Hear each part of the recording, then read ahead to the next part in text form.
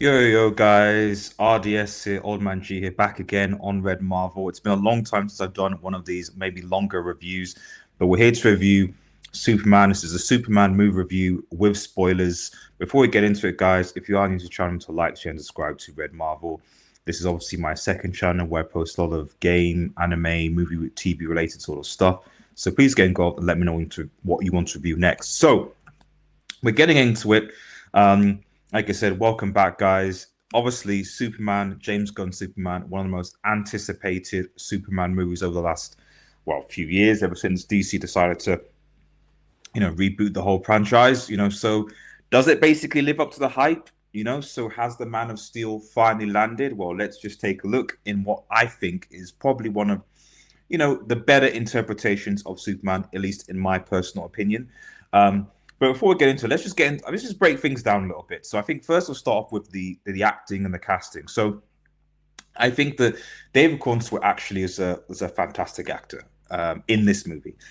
And while you could make a case that maybe the script could have been better written for Superman, if we're talking about the range that he produces as Superman, especially in one particular scene. And obviously, by the way, this is a spoiler review. I should put that out there, guys. This is spoilers.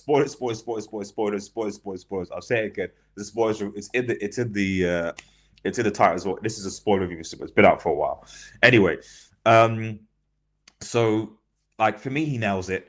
And there's a scene in particular in the movie where him and Lois are talking about why Superman went to, this foreign nation to just stop the soldiers, and the back and forth between them. I think the chemistry that him and Lois had in the movie was just fantastic. Rachel Brosnahan as Lois Lane was absolutely superb. She's confident, there's chemistry, she's witty, she's sharp, she's just how they should be. I think even most critics or Snyder fans of the sort of the movie all say that Rachel Brosnahan was a fantastic Lois Lane.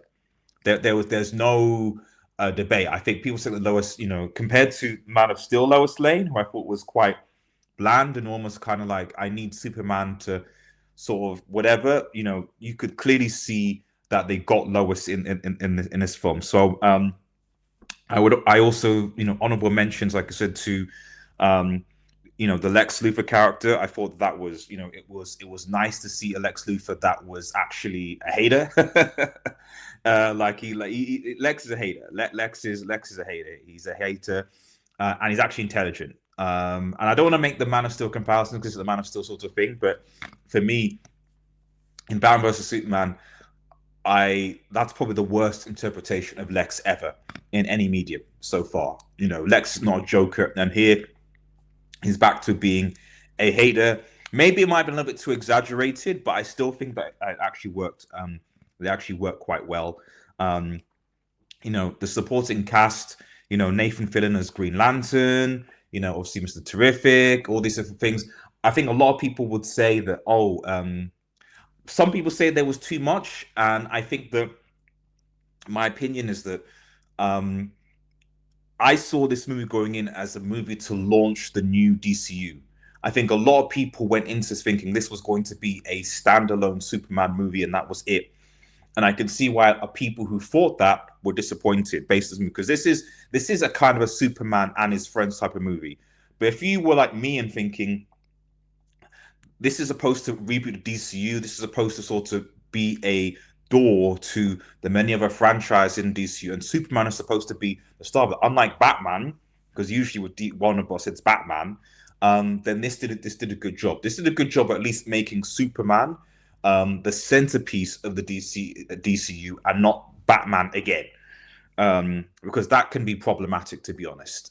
It's a lot easier, I think, for you to use Superman to go to other DC properties than Batman, personally.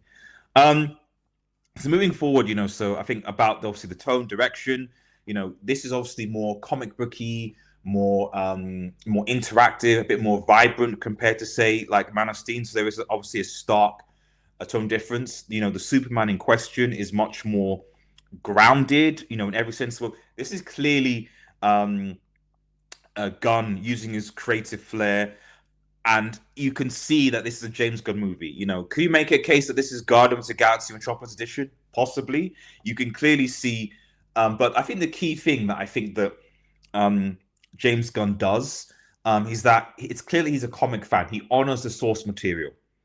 Okay, I know a lot of people say, "Oh, this, da, da, da," like, but we've been complaining a lot about fans and people not honoring the source material, and this is what James Gunn does. He honors the source material. I think that's a win, a W in my eyes. Um, just a briefing on the story, obviously. So it is surprisingly grounded. It explores, Clark Kent's struggle with his identity and responsibility in a world that both needs him and fears him.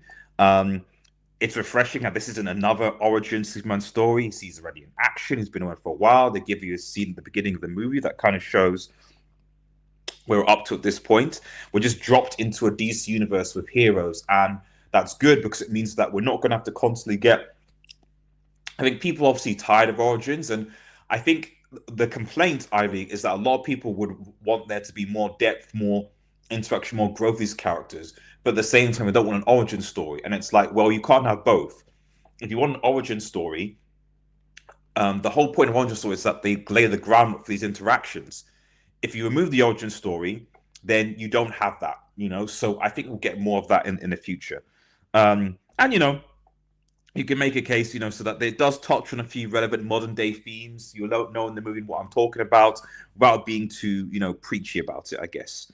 Now, I would say the negatives, I'd say, is now, obviously, the pacing, I think, in the second act, especially when it leads into some of the more philosophical sort of stuff, can drag on a little bit.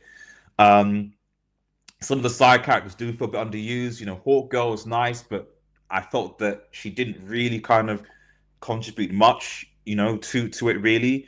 And while I love Lex Luthor, his motivations in this game weren't necessarily as compelling as I would have liked them to be. Like, it is literally he's just a hater. He is just a hater. But it would have been nice to have a little bit more depth behind, where that hatred came from and where it kind of leads. You know what I mean?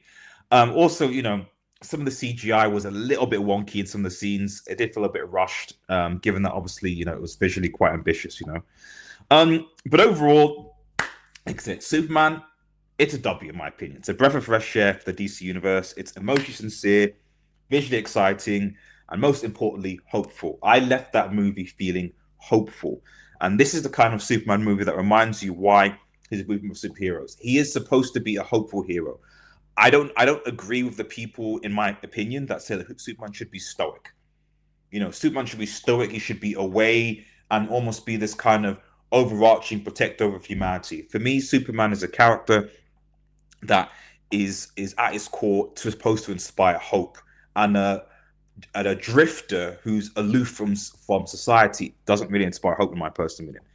It's about lifting spirits, and James Gunn, for me, has set at least a bar, a foundation for where the DCU should go from here, and I think we're in good hands. So, have you seen the new James Gunn Superman yet? What do you think? Let me know. Subscribe below. Have a nice day, and cheers. Peace.